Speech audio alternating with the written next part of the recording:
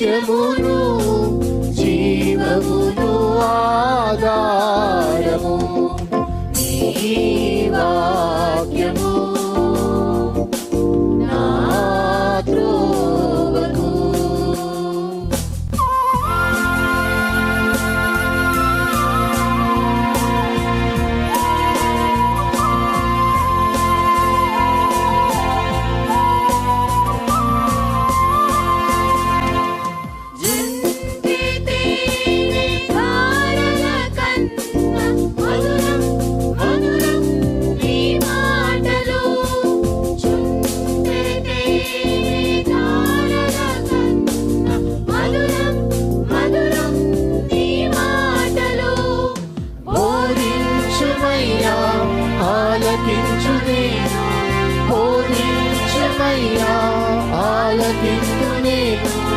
అనుసరింతునయ్యా ఆత్మశక్తితో, అనుసరింతునయ్యా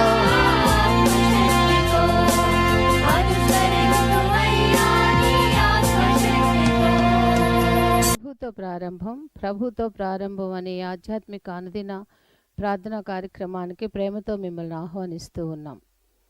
మన జీవితానికి ఆదియు ఆధారమునైనటువంటి ఆ దేవుణ్ణి మొదట మరణించుకున్నట్లయితే ఆ దినమంతయు ఆయన కృపాక్షేమములే మన వెంట వచ్చును.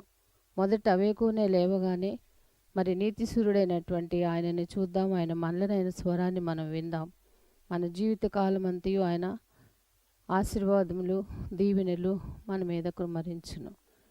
యెషయి 65:24 మనం చూసినట్లయితే వారికి ఈలాగున జరుగును, వారు వేడుకొనుక మునుపు నేను ఉత్తరం ఇచ్చేదను, వారి మనవి చేయుచుండగా నేను ఆలకించెదను. మనవి చేయుచుండగానే ఆయన మన మనవిని ఆలకిస్తున్నాడు. కాబట్టి మరి ప్రతి దినము కూడా ఈ యొక్క అనుదిన ఆధ్యాత్మిక కార్యక్రమంలో మనం పాల్గొన్నట్లయితే మన జీవిత కాలం అంతయు కూడా ఆయన మేలులను మనం పొందుకోగలము. ఆ నిత్యరాజ్యంలో వారసులుగా మనము జీవించగలం. రండి, ప్రభుతో ప్రారంభ కార్యక్రమంలో పాల్గొనండి, ఆత్మీయ మేలులు పొందండి.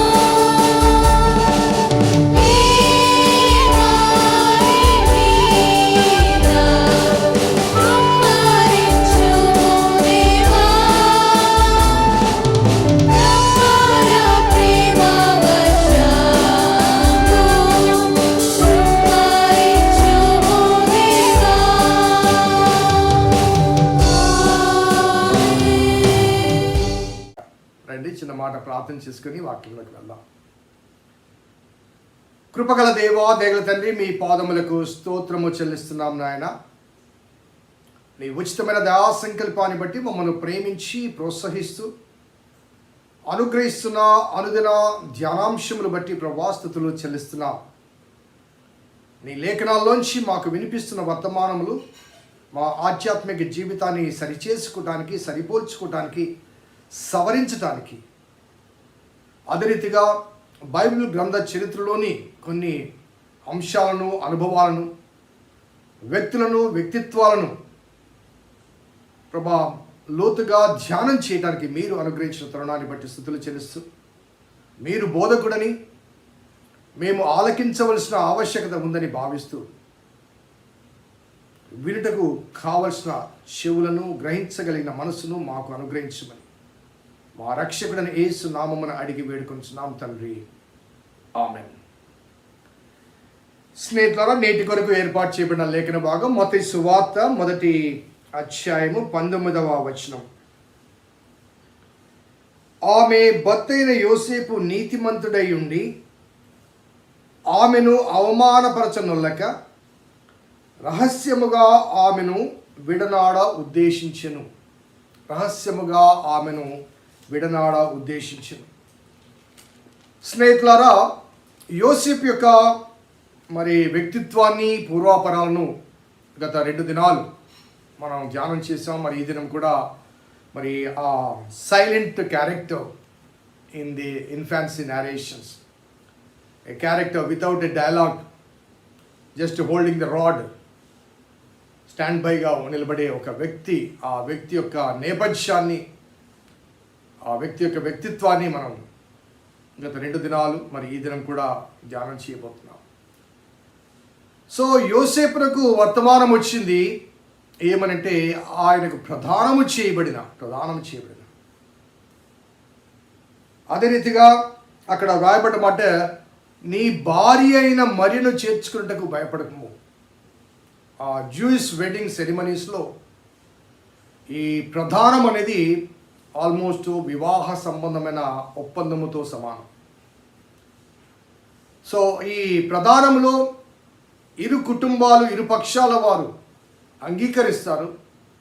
అలాగే అదే రీతిగా వస్తువులు ఇచ్చిపుచ్చుకుంటారు. కేవలము ఏ పబ్లిక్ డిక్లరేషన్ ఒకటి మాత్రమే డ్యూ ఉంటుంది. 1 సంవత్సరం కాలం లోపున ఈ వివాహం కొరకు సిద్ధపడి ఆయా బంధుమిత్రులకు ఇన్ఫర్మేషన్ అందించి ఆ 1 year కాలంలో సిద్ధపాటు ఉంటుంది. ఒక గొప్ప విందు చేసి ఆ దినమున ఈ స్త్రీ పురుషులను వారు శరీర సంబంధమైన కలయికకు అనుమతిస్తారు. So that is the final. కాబట్టి వెడ్డింగ్ సంబంధమైన ఓవ్స్ అన్నీ కూడా వారు ఆ ప్రధాన సమయంలోనే వారిద్దరి మధ్య, లేకపోతే ఆ ఇరు కుటుంబాల మధ్య, సమ్టైమ్స్ వెరీ ఎర్లీ ఏజ్ 14-15 yearsలోనే ఇటువంటి జరిగే అనుభవాలు కూడా జ్యూయిష్ కల్చర్లో ఆనాటి కాలంలో కనిపించాయి. So she was called as a wife, though they were not came together. ప్రధానం మాత్రమే చేయబడింది, వారు ఏకము కాకమును. So they were husband and wife, but they are not come together. So అనగా ఆ జూయిష్ కాన్సెప్ట్ మనం జ్ఞాపకం చేసుకోవచ్చు. సో ఈ నేపథ్యంలో అక్కడ వ్రాయబడ్డ మాట ఏంటంటే, యోసేపు ఆ వర్తమానం విన్న తర్వాత అతడు నీతిమంతుడై ఉండి ఆమెను బహిరంగంగా అవమానపరచనొల్లక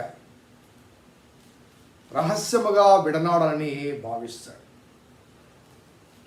ఒకసారి మనము ఆలోచిస్తే, లూకాసు వార్తలో దేవుని దూత ప్రత్యక్షమై మరియకు ఆ వర్తమానము తెలియచేసినప్పుడు, 1వ అధ్యాయం, లూకాసు వార్త 1వ అధ్యాయంలో 29 నుంచి ఆమె గురించి, లేకపోతే గాబ్రియల్ దూత దయాప్రాప్తురాలా నీకు శుభము అంటూ, ప్రభు నీకు తోడై ఉన్నాడు అంటూ ఆ వర్తమానము చెప్పిన తర్వాత 33వ వచనంలో 32వ వచనంలో, ఆయన గొప్పవాడే సర్వోన్నతుని కుమారుడనబడును, ప్రభు అయిన దేవుడు తన తండ్రి అయిన దావీదు సింహాసనంలో ఆయనకిచ్చును, ఆయన యాకోబు వంశస్థులను యుగయుగములు ఏలును, ఆయన రాజ్యం అంతం లేనిదై ఉండును అని ఆమెతో చెప్పాను. అందుకు మరియ, నేను పురుషుని ఎరుగని దానిని, ఇది ఎలాగూ జరుగునని దూత అనగా, దూత పరిశుద్ధాత్మ నీ మీదికి వచ్చును, సర్వోన్నతుని శక్తి నిన్ను కమ్ముకొను కనుక పుట్టబో శిశువు పరిశుద్ధుడై దేవుని కుమారుడు అనబడును. మరియు నీ బంధువురాలు ఎలిజబెత్ కూడా తన వృద్ధాప్యమందు ఒక కుమారుని గర్భము ధరించినది, గొడ్రాలు అనబడిన ఆమెకు 6వ మాసం అంటూ మరి 39 ఆ దినమందు మరియ లేచి యూదా ప్రదేశంలోని కొండసీమలో ఉన్న ఆ ఊరికి త్వరగా వెళ్ళి జకరియా ఇంట్లో ప్రవేశించి ఎలిజబెత్నకు వందన వచనములు వినిపించెను. మరి ఆ తర్వాత ఆమె దాదాపు ఎలిజబెత్ ఇంటిలో 3 మాసాలు ఉన్నట్లుగా మనకు కనబడుతుంది. అనగా she was there for 3 months. So Gabriel దూత మరియకు వర్తమానం చెప్పినప్పుడు, ఆమె ఇది ఎలాగూ జరుగును అని చెప్పినప్పుడు, ఆ దూత ఎలిజబెత్ గురించి చెప్తుంది. ఆమెకు 6వ మాసం. సో ఎలిజబెత్ను దర్శించడానికి వెళ్తుంది. ఎక్కడి నుంచి అంటే నజరేతులు, అనగా ఈమెకు రెవల్యూషన్ వచ్చింది 26వ వచనం ప్రకారము నజరేతులో ఆమెకు దూత ప్రత్యక్షం అవుతుంది. కానీ జకరియా ఎలిజబెత్ ఎక్కడ అంటే యూదయలో ఉన్నారు. ఇంకా లోతుగా మనం విశ్లేషిస్తే ఇక్కడ వివరాలు లేవు. కానీ జకరియా ఆలయములో ధూపం వేసే ఆ క్రమం వచ్చింది. కాబట్టి ఆలయంలో ధూపం వేయడం అంటే యెరూషలేము దేవాలయంలో వారి తరగతి క్రమం చొప్పున సంవత్సరానికి 2 పర్యాయాలు మాత్రమే. ఒకసారి ఒక సబ్బాత్ నుంచి మరొక సబ్బాత్ వరకు, రెండవసారి మరొక సబ్బాత్ నుంచి మరొక సబ్బాత్ వరకు. అతను సేవ చేయు దినములు సమాప్తి కాగానే అంటారు కదండి. So he was in Jerusalem. This couple were in Jerusalem. వారు అక్కడ సేవ చేయు దినములు. కాబట్టి నజరేతు నుంచి ఆ దూత వర్తమానం చెప్పగానే ఆమె యూదయ ప్రాంతానికి వెళ్ళి ఆమె 3 మాసములు ఆ యూదయ ప్రాంతంలో మరి ఎలిజబెత్ వారి ఇంటిలో ఉంటుంది. 3 మాసాల తర్వాత తిరిగి నజరేతుకు వస్తుంది. తిరిగి నజరేతుకు వచ్చినప్పుడు ఆమె 3వ మాసం గర్భవతిగా ఉంటుంది. దూత చెప్పగానే నజరేతు నుంచి యూదయకు వెళ్తుంది. యూదయలో 3 మాసాలు ఉంటుంది. 3 మాసాల తర్వాత నజరేతు రాగానే షీ వాస్ ఫౌండ్ ప్రెగ్నెంట్. సాధారణంగా ఇటువంటి సందర్భాల్లో ఆమె ఊరు విడిచి ఇల్లు విడిచి వేరే రాష్ట్రానికి వెళ్ళినప్పుడు 3 మాసాలు అక్కడ నుండి తిరిగి వచ్చినప్పుడు ఆమె వెళ్ళినప్పుడు స్థితిలో లేదు, ప్రెగ్నెంట్ సంగతి తెలిసినప్పుడు సాధారణంగా మనుషులు భావించే భావన ఏంటండి, అక్కడ యూదయలో ఏదో జరిగింది.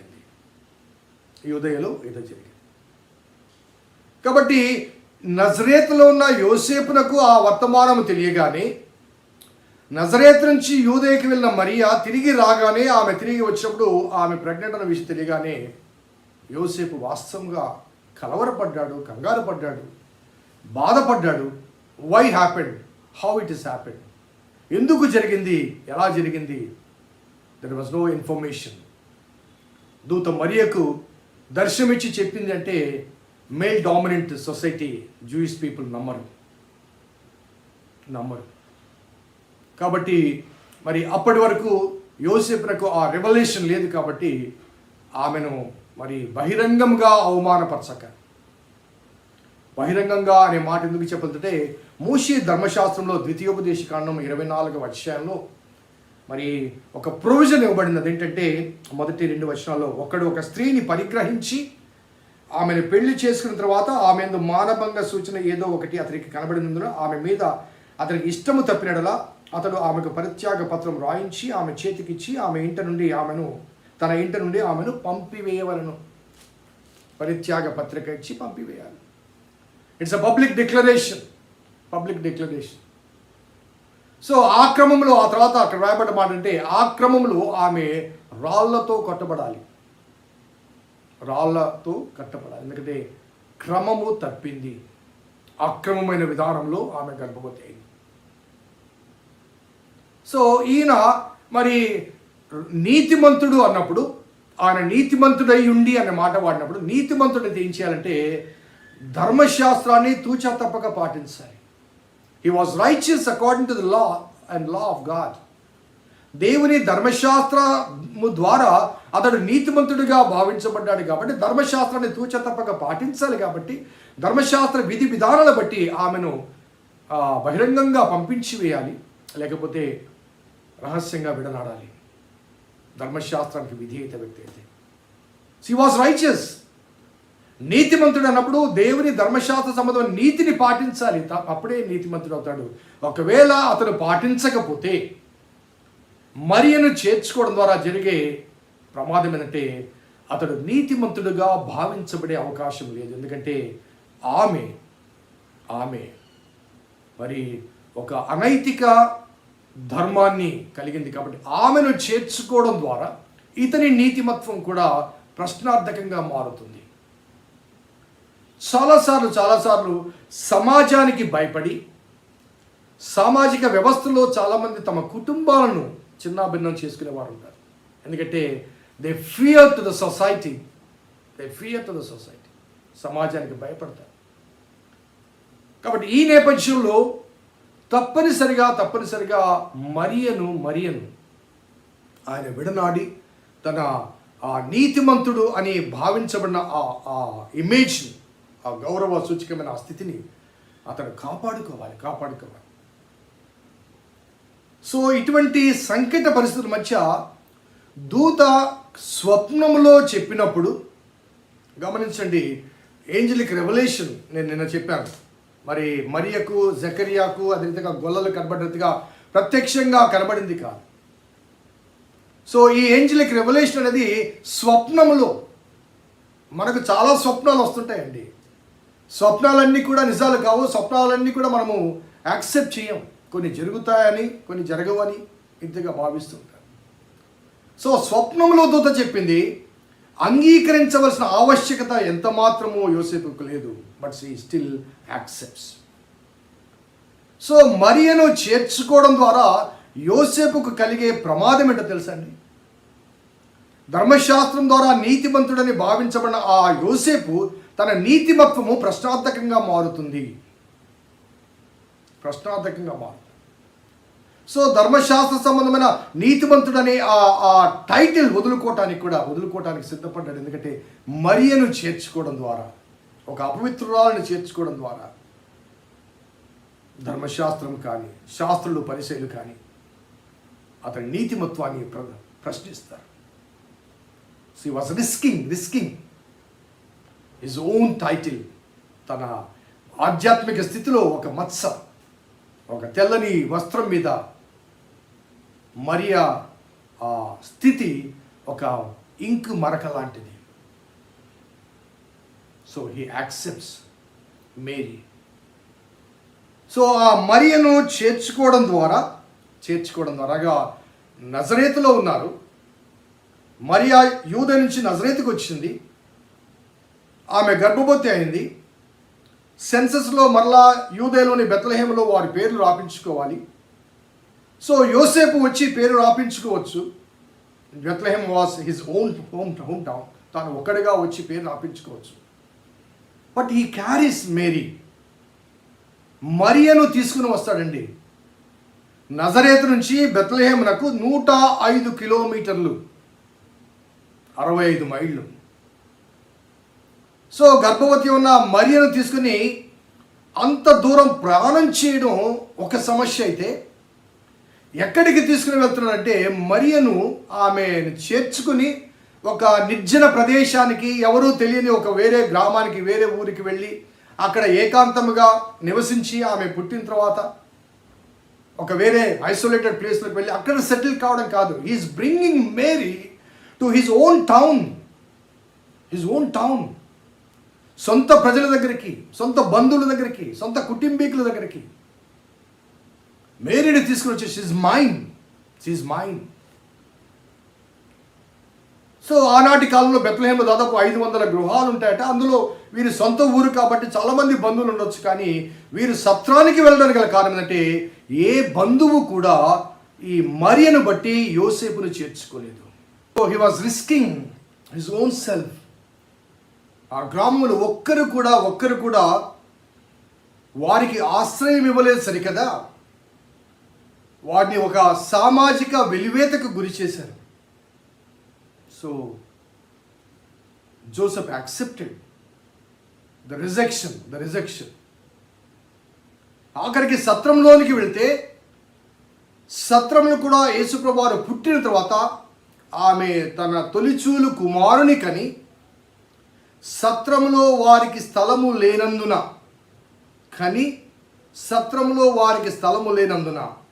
పశువుల తొట్టిలో పండబెట్టబడి. సో అప్పటి వరకు సత్రంలో స్థలం ఉంది, కానీ బిడ్డ పుట్టిన తర్వాత అనగా బాలింతకు కొంత స్థలం కావాలి కాబట్టి ఆ నేపథ్యంలో తీసుకుని వెళ్ళి ఆ సత్రంలో కూడా స్థలం లేదు, బయటకు పంపించారు. So all these things Joseph accepted, అంగీకరించాడండి. హీ వాజ్ నాట్ జస్ట్ అనగా మరియను స్వీకరించాడు, మరియను అంగీకరించాడు మాత్రమే కాదు, మరియ ద్వారా కలిగే అనేకమైన విపత్కర పరిస్థితులు యోసేపు స్వాగతించాడు. మన క్రిస్మస్ కథనంలో యోసేపు ఒక కర్ర చేత పట్టుకొని ప్రక్కన నిలబడ్డవాడుగా ఉంటాడు. So he was just stand by అన్నది. అతనికి ఎటువంటి డైలాగ్స్ ఉండవు, ఒకవేళ ఉన్నా కానీ ఆ సత్ర యజమాని దగ్గరికి వెళ్ళి సత్రపు యజమాని సత్ర తలుపు తట్టి నా భార్య గర్భవతిగా ఉంది, ఈ రాత్రి తలదాల్చుకోవడానికి స్థలం ఇవ్వడని అడగడం లాంటి కొన్ని డైలాగ్స్ రాస్తారు. అవన్నీ కూడా మనకి ఇక్కడ కనిపించవు. సో ఒక స్టాండ్ బైగా కనిపించే ఆ ఒక కర్ర చేత పట్టుకుని ప్రక్కన నిలబడ్డ వ్యక్తిగా మనం భావించే ఈ యోసేపు స్టాండ్ బై కాదు, ఐఎమ్ స్టాండింగ్ బిసైడ్ మరియా, నీ ప్రక్కన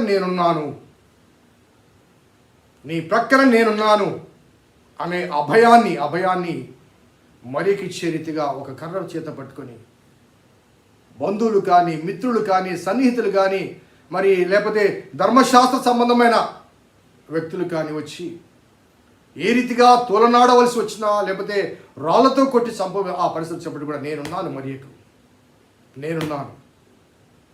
ద లీగల్ పొజిషన్ యోసేపు ద్వారా మరియకు అందించబడింది. ఇంకొక మాటలో చెప్పాలంటే ఆ మరియ అనగా జన్మనిచ్చిన మరియకు ఒక కవచములాగా యోసేపు ఉన్నాడు.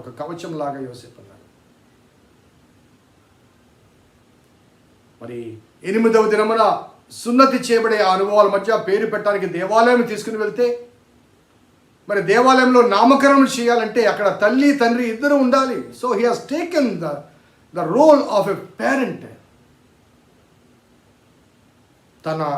తన ద్వారా కలగని సంతానానికి నామకరణం చేయడానికి తాను తండ్రిగా అక్కడ దేవాలయం నిలబడ్డాడు. He has taken Mary, though she was carrying a babe who is not of his. తనది కాని బిడ్డను మోస్తున్న ఆ తల్లిని స్వీకరించి ఆ బిడ్డకు బయాలజికల్ పేరెంట్హుడ్ లేకపోయినప్పటికీ కూడా ఒక ఆధ్యాత్మిక వారసత్వాన్ని. So he stood beside Mary and infant Jesus. అలాగే యోసేపు ఆ బిడ్డను హేరోదు చంపబోతున్నాడన్న సంగతి తెలిసినప్పుడు ఆ బిడ్డను తీసుకుని వెళ్ళి ఐగుప్తునకు పారిపోతాడు. బెత్లెహేం నుంచి ఐగుప్తునకు పారిపోతాడు. సో బెత్లెహేం నుంచి ఐగుప్తునకు ఎంత దూరం అంటే 690 కిలోమీటర్లు. ఇశ్రాయేలు ప్రజలు మోషే నాయకత్వంలో దాదాపు 40 దినములు ప్రయాణం చేశారు, 40 సంవత్సరాలు ప్రయాణం చేశారు. సో 690 అంటే షార్టెస్ట్ రూట్ 690 కిలోమీటర్స్, 690 కిలోమీటర్లు బెత్లెహేం నుంచి ఐగుప్తు వరకు మరియను తీసుకుని విమానంలో కాదు, బస్సులో కాదు, ట్రైన్లో కాదు, కారులో కాదు, కనీసం సైకిల్ మీద కూడా కాదు, ఒక పేదవాడికి ఉన్న వాహనం గాడిద మాత్రమే. 690 కిలోమీటర్లు. అవసరమా జోసేపుకు? అతడు నీతిమంతుడు కదా, ఆమెను విడిచిపెట్టవచ్చు కదా, ఈ సమస్యలు ఉండవు కదా. సో యోసేపు యొక్క నీతిమత్వం అనేది ధర్మశాస్త్ర సంబంధమైనదిగా కాకుండా దైవిక సంబంధమైనదిగా భావించవచ్చు. నాట్ ఓన్లీ దాట్, ఆ హేరోదు చనిపోయాడని తెలిసిన తర్వాత ఐగుప్తులోంచి తిరిగి ప్రయాణమై యూదయ మీదుగా నజరేత్ వెళ్తారు. అనగా బెత్లెహేం నుంచి ఐగుప్తుకు 690 కిలోమీటర్లు అయితే బెత్లెహేం నుంచి నజరేతుకు 105 కిలోమీటర్లు, అనగా మొత్తం కలిసి 795 కిలోమీటర్లు మరీను తీసుకుని ఐగుప్తులో నుంచి యూదయ మీదుగా గలిలయలోని నజరేతు పట్టణానికి వెళ్తాడు. Just try to understand, if Joseph was not there, if Joseph was not standing beside Mary in this critical situation and circumstances, లోకరక్షకునికి జన్మనిచ్చిన ఆ మరియ యొక్క ప్రొటెక్షన్ బాధ్యత కానీ, ఆ బిడ్డను కాపాడే బాధ్యత కానీ యోసేపు తీసుకుంటాడు. సో కర్ర పట్టుకొని స్టాండ్ బై కాదండి, standing beside as a protection, as a safety, as a security, as social status, social image ఇవ్వడానికి యోసేపు ఒక ప్రాముఖ్యమైన ప్రధాన పాత్ర పోషించాడని చెప్పగలుగుతారు. Truly we need to respect and honour. కనీసం ఇప్పటి నుంచైనా కానీ యోసేపు అనగా మరియకి ఇచ్చిన ఆ ప్రాధాన్యత నేపథ్యంలో యోసేపు ఫేడ్ అయిపోతున్న అనుభవాల మధ్య యోసేపుని జ్ఞాపకం చేసుకుందాం, అతని వ్యక్తిత్వాన్ని జ్ఞాపకం చేసుకుందాం. యేసుక్రీస్తు జనన సంఘటనలో యోసేపు యొక్క పాత్ర యొక్క విశిష్టతను, ఎంతటి అవమానాన్ని, ఎంతటి హ్యూమిలియేషన్, ఎంతటి బాధను, ఎంతటి భయాన్ని, ఎంతటి రిస్క్ను తాను ఫేస్ చేశాడో ఆ వాస్తవాలు జ్ఞాపకం చేసుకుంటూ let us honour Joseph. Let's pray. ప్రార్థన చేద్దాం. కృపగల దేవా, దయగల తండ్రి, మీ పాదములకు స్తోత్రము చెల్లిస్తున్నాం నాయన.